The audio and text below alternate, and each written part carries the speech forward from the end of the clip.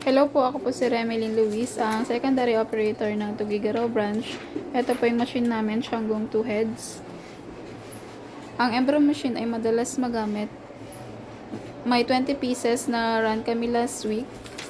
2 program. Ito po yung monitor screen, USB port.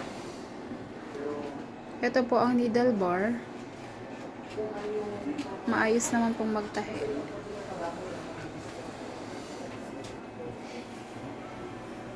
Ito po yung bobbin rewinder, ang pre-cut pilon, AVR,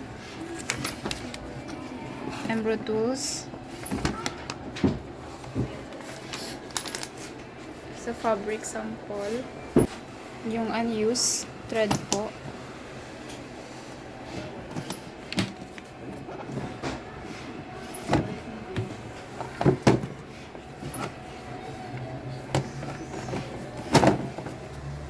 then yung mga used thread.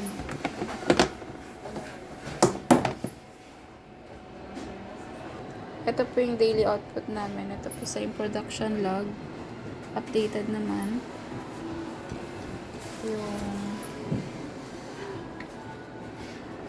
Yung inventory po namin. Then yung checklist, maintenance report.